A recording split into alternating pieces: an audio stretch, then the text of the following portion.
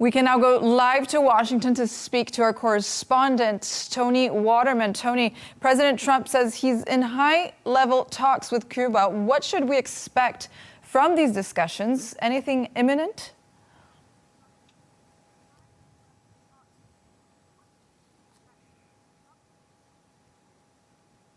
Well, it's unclear if the talks are actually happening yet. The Cuban deputy foreign minister told CNN on Wednesday that the countries have not yet established a bilateral dialogue, but that they had been exchanging some messages that were linked to the highest levels of Cuba's government.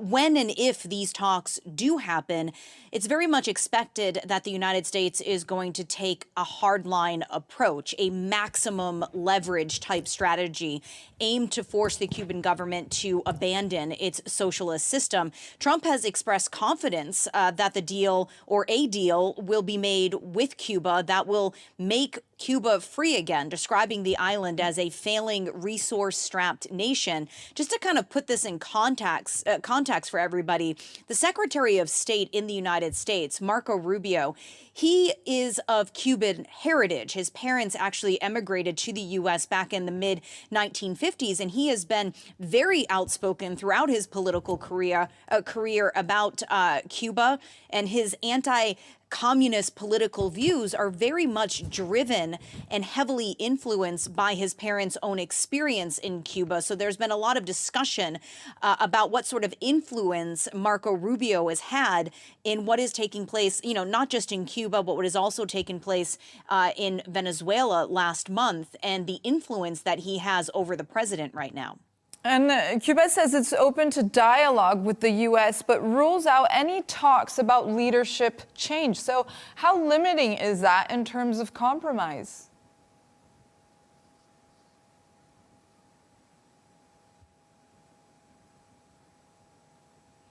Well, the Trump administration hasn't really explicitly tried to frame this as a strategy that is focused on regime change, although Marco Rubio has said that he would love to see that happen in Cuba, but it's not something that the U.S. would necessarily act on solely.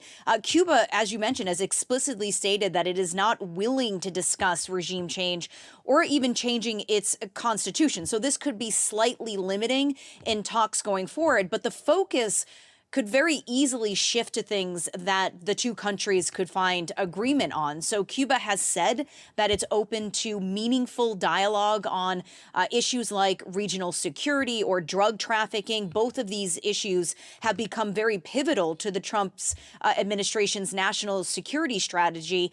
There may also be room for negotiation on things like the release of political prisoners or actions that Cuba can take towards becoming a more market-based economy. The U.S. obviously has a lot of leverage here after it toppled the Maduro regime, or at least Nicolas Maduro himself in Venezuela just last month. It had been one of the main suppliers of oil to Cuba. So this has really been exacerbated. This lack of oil going into Cuba has really been exacerbated by Trump's executive order earlier that essentially puts an oil blockade in and around Cuba, cutting off oil supplies to the island and threatening tariffs on nations that send oil to the country.